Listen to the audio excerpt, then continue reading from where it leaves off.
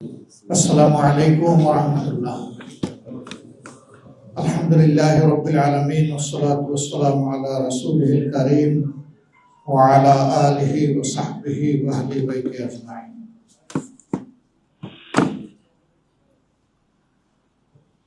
বাংলাদেশ জামাত ইসলামের অর্ধবার্ষিক মজলিস শুরার এই অধিবেশনের উপস্থিত মজলিস শুরার সম্মানিত সদস্য ভাই ও বোনেরা, সাংবাদিক বন্ধুগণ, এমন একটি দিনে আজকের এই সম্মেলন আমাদের অনুষ্ঠিত হতে যাচ্ছে যে দিনটি ইতিহাসের গুরুত্বপূর্ণ সাক্ষী। ইতিহাসের অনেকগুলা গুরুত্বপূর্ণ ঘটনা এই দিনে সংঘটিত হয়েছে। এর মাঝে আমাদের কাছে বিশেষভাবে উল্লেখযোগ্য দুটি ঘটনা। এই আশুরার দিনেই আল্লাহ রাব্বুল আলামিন হযরত মুসা আলাইহিস সালামের জাতিকে ফেরাউনি অপশাসন এবং অপশক্তির হাত থেকে মুক্তি দিয়েছিলেন।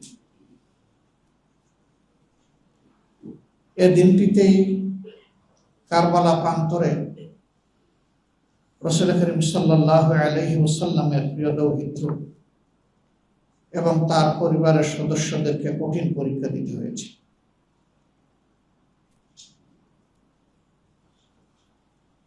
এই দুইটি ঘটনা ইতিহাসে খুবই হৃদয় বিদারক। একটি মুক্তির ঘটনা হলেও তাদের অতীত ইতিহাস ছিল একেবারেই নির্যাতন এবং নিপীড়নের মুখোমুখি হয়ে তিলে তিলে তারা জীবনযাপন করছে। আর দ্বিতীয়টিও মানব ইতিহাসের একটি করুণ ঘটনা।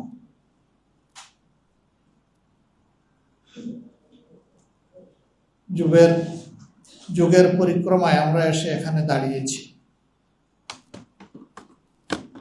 আজও সারা বিশ্বের বিভিন্ন প্রান্তরে হাজার মুসলমানের কান্না। সুশাসনের বড়ই অভাব। কেউ তার নিজের দেশের ভিতরে সুশাসন করলে অন্যের দিকে আবার জুলুমের হাত বাড়ায়। জুলুমে বলতে গেলে গোটা দুনিয়াই ভরে গেছে।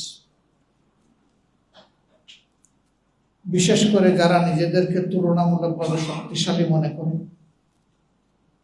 কেউ আবার ক্ষমতায় অধিষ্ঠিত থাকে, তারাই কার্যত মানুষের উপরে জুলুম করে থাকে।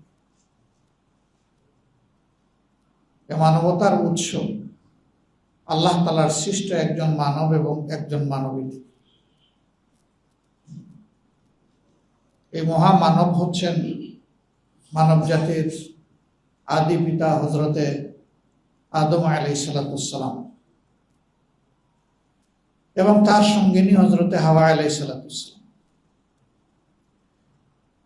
এই দুইজন দুনিয়ায় পয়দা হয়েছেন, তাদের কোনো পিতামাতা ছিলেন না। তারাই প্রথম পিতা, তারাই প্রথম মাতা।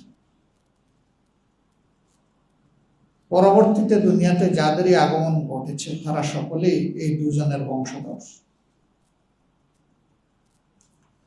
এদিক থেকে বিবেচনা করলে আমাদের রক্ত এক এবং অভিন্ন। সময়ের পরিক্রমায় মানব জাতির চিরশত্রু আল্লাহ যাকে আদুউ মুবিন বলেছেন, সুস্পষ্ট দুশমন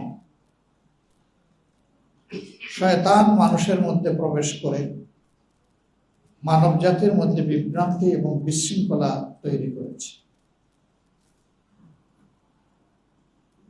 মানব জাতির জন্য আল্লাহ তাআলা যুগে যুগে নবীও পাঠিয়েছেন এবং তার সাথে শাসনের বিধান, আসমানি কিতাবও পাঠিয়েছেন। যেহেতু আল্লাহ তাআলা মানব জাতিকে পয়দা করেছেন, মহান আল্লাহর চাইতে মানব জাতির প্রয়োজন অন্য কেউ বোঝার প্রশ্নই ওঠে না। যেহেতু আল্লাহ তাআলা তার সকল সৃষ্টির উপর মানব জাতিকে শ্রেষ্ঠত্ব প্রদান করেছেন, কাজেই এই শ্রেষ্ঠ জাতিকে আল্লাহ তাআলা সবচেয়ে বেশি ভালোবাসেন, এটাই প্রমাণিত। এই ভালোবাসার জায়গা থেকেই আল্লাহর বিধান আল্লাহ তাআলা যুগে যুগে দান করেছে। এই বিধানের সর্বশেষ বাহক শেষ নবী মুহাম্মদুর রাসূলুল্লাহ সাল্লাল্লাহু আলাইহি ওয়াসাল্লাম, এবং এই বিধানের পরিপূর্ণতা আল্লাহ তাআলা তার হাতেই দান করেছে। এরপরে আল্লাহ তাআলা এটাও ঘোষণা দিয়েছেন যে আজ ইসলামকে তোমাদের জন্য আমি কবুল করে নিলাম, বাধ্যতামূলক করে দিলাম। ইসলাম মানব জাতির জন্য, নির্দিষ্ট কোনো কওমের জন্য নয়। আল্লাহ তাআলা যেমন সমস্ত সৃষ্টির স্রষ্টা, তেমনি তার সর্বশেষ এবং পরিপূর্ণ এই বিধান ও সমস্ত মানব জাতির কল্যাণের জন্য। যখনই মানুষ আল্লাহ তাআলার এই বিধানকে অনুসরণ করেছে, ওটা মানব জাতি উপকৃত হয়েছে। আর যখন এই বিধান থেকে মানব জাতি সরে গিয়েছে বা মানব জাতির কোনো অংশ সরে গিয়েছে, তখন ওটা মানব জাতি কিংবা ওই অংশটি ক্ষতিগ্রস্ত হয়েছে। আমাদের প্রিয় বাংলাদেশ খুব ছোট্ট একটি ভূখণ্ড। আল্লাহ পাকের সীমাহীন মেহেরবানি যে আল্লাহ তাআলা এখানে বিপুল সংখ্যক মানুষ পয়দা করেছে। 18 বা 20 কোটি মানুষ এই দেশে বসবাস করেন। দুনিয়ার কোথাও এত ছোট একটি ভূখণ্ডে এত মানুষের বাস নেই। কোথাও কোথাও এমন অবস্থা, আমাদের একটা উপজেলার সমান জনসংখ্যাও সেই দেশে নাই। এরকম বহু দেশ দুনিয়া আছে। কিন্তু ওই দেশগুলো তারা তাদের দক্ষতা, আন্তরিকতা, দেশপ্রেম এবং মানুষের প্রতি দায় ও ভালোবাসার জায়গা থেকে দুনিয়ায় মাথা উঁচু করে দাঁড়িয়ে আছে। আল্লাহ তাআলা এত মানব সম্পদ আমাদেরকে দান করলেন, তারপরে আমরা এটাকে জনসংখ্যায় পরিণত করেছি, জনসম্পদে পরিণত করতে পারি। এর অনেকগুলা কার্যকারণ রয়েছে। তার মধ্যে গুরুত্বপূর্ণ হচ্ছে সুশিক্ষার অভাব। আমাদের সমাজে আমরা কার্যত দেখতে চাই বা দেখতে পাই, যাদেরকে আমরা শিক্ষিত বলে মনে করি, উচ্চ শিক্ষিত মনে করি, তাদের একটা বিশাল অংশ, গুরুত্বপূর্ণ অংশ অনবরত সমাজের আমানতের খেয়ানত করে চলছে। তারা বৈধতার সীমা লঙ্ঘন করে অবৈধ পথে মানুষের সম্পদ, ইজ্জত তারা গ্রাস করে ফেলেছে। যদি তারা সুশিক্ষিত হতেন, তাহলে মানুষের উপরে এই অবিচার তারা করতেন না। দ্বিতীয় কারণ হচ্ছে সমাজ এমনি এমনি চলে না। সমাজ চলার জন্য একটা সামাজিক কাঠামো লাগে, শাসন ব্যবস্থা লাগে। এই কাঠামোর মূল দায়িত্ব যারা পালন করেন বা শাসন ব্যবস্থা যাদের হাতে পরিচালিত হয়, তাদের মনস্তত্ত্ব এবং তাদের আচরণের উপর নির্ভর করে একটা সমাজ কতটুকু ভালো থাকবে। দুঃখের বিষয়, আমাদের প্রিয় জন্মভূমি বাংলাদেশ দুইবার স্বাধীন হয়েছে। 47-এ একবার, 71-এ একবার। বিপুল প্রত্যাশা নিয়ে এই স্বাধীনতা অর্জিত হয়েছিল, কিন্তু সে প্রত্যাশা পূরণ হয়নি।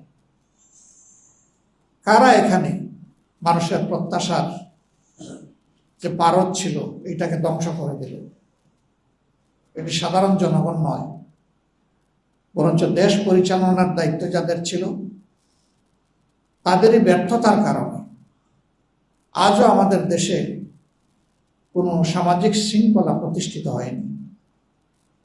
মানুষের জীবনে শান্তি নাই, নিরাপত্তা নাই, যুবকদের হাতে কাজ নাই, মা বোনদের ইজ্জতের কোনো নিরাপত্তা নাই। অহরহ আমরা সে ঘটনাগুলো দেখছি।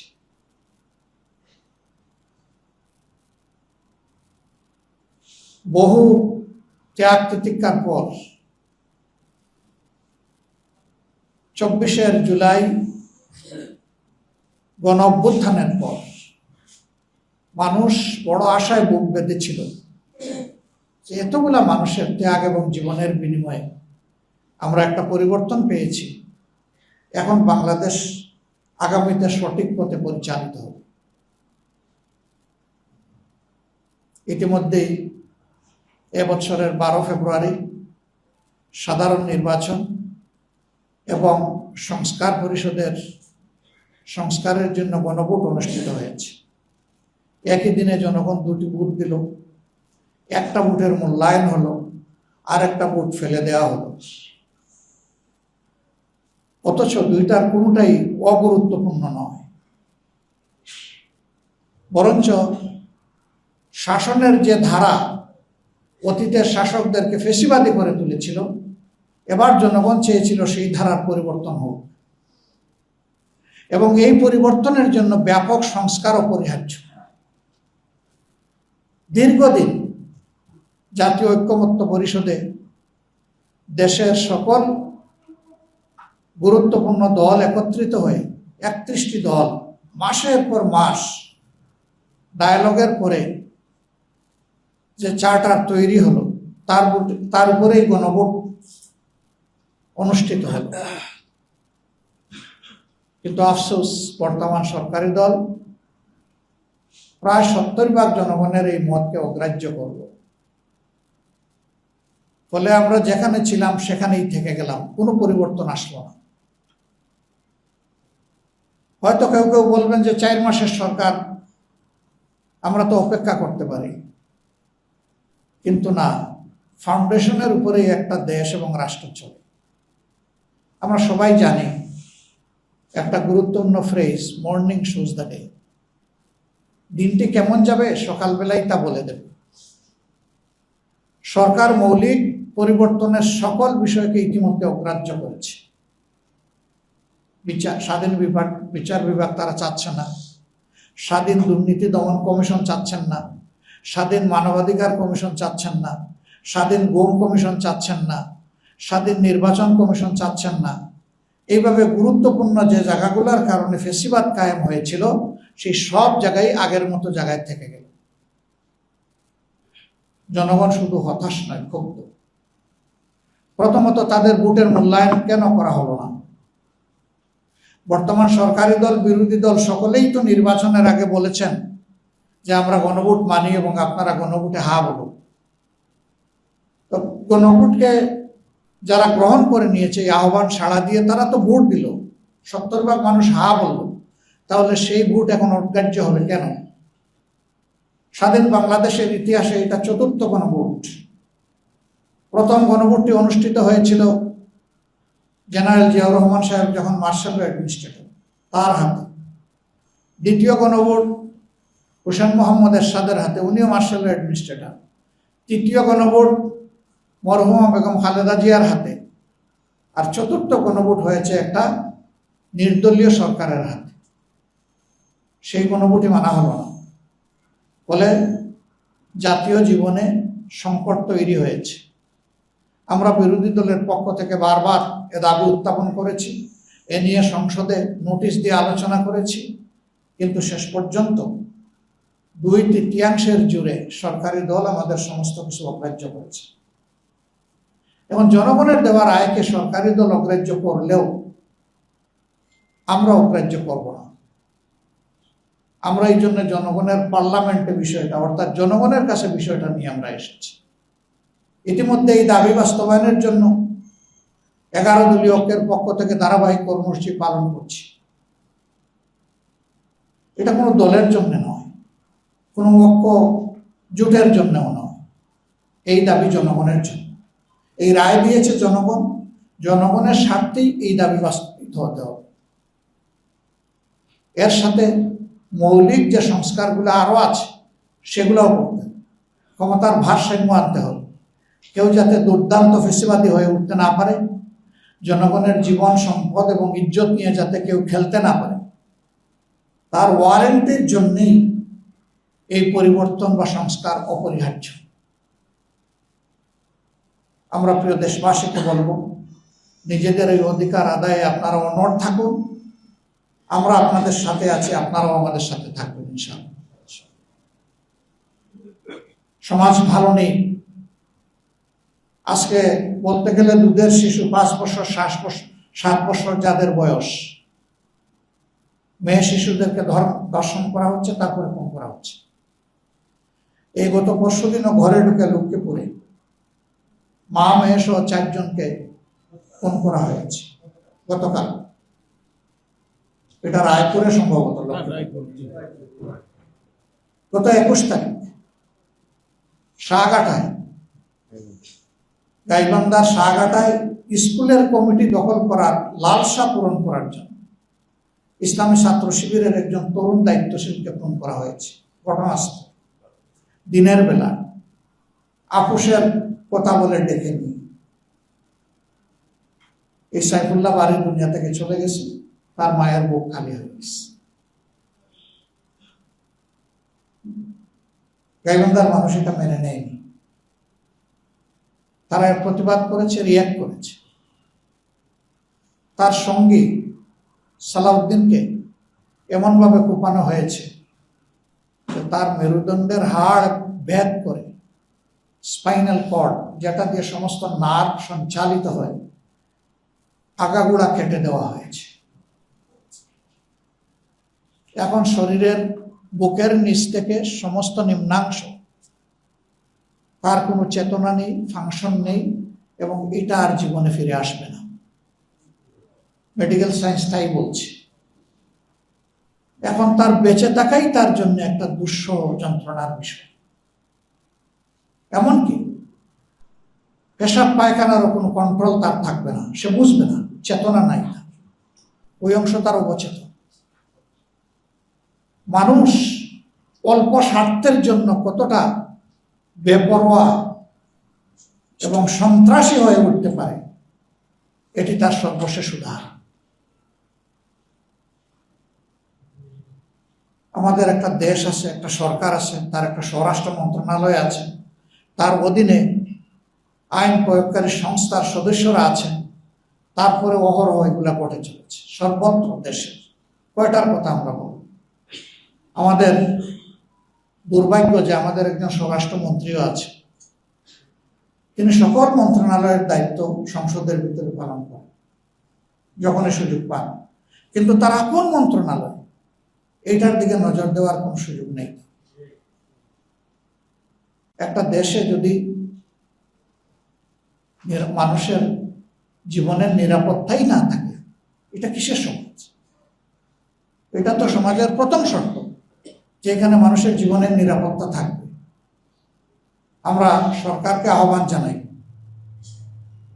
আপনারা আপনাদের দায়িত্ব যথাযথভাবে পালন করুন, মানুষকে আর মৃত্যুর দিকে ঠেলে দিবেন না।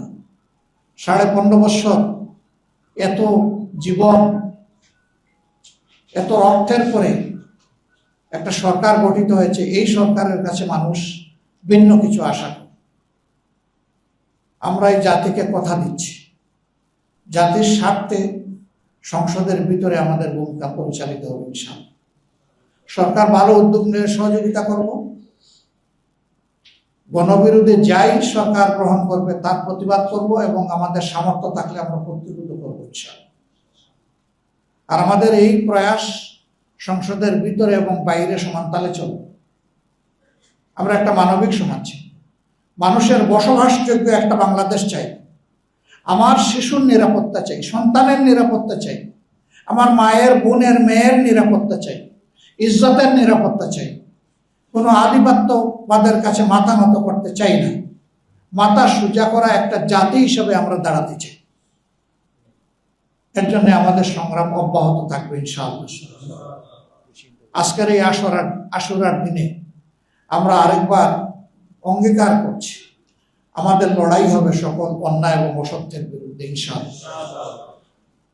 ফেসিবাদ নতুন পুরাতন কিছুই বুঝি না, যেখানেই ফেসিবাদ সেখানেই প্রতিরোধ, সেখানেই প্রতিবাদ ইনশাআল্লাহ। ফেসিবাদের বিরুদ্ধে আমাদের এই লড়াই অব্যাহত থাকবে। প্রিয় দেশবাসী, অনেক ত্যাগ এবং কুরবানি স্বীকার করেছেন, হয়তোবা আরো ত্যাগ এবং কুরবানির জন্য আমাদেরকে প্রস্তুত হতে হবে।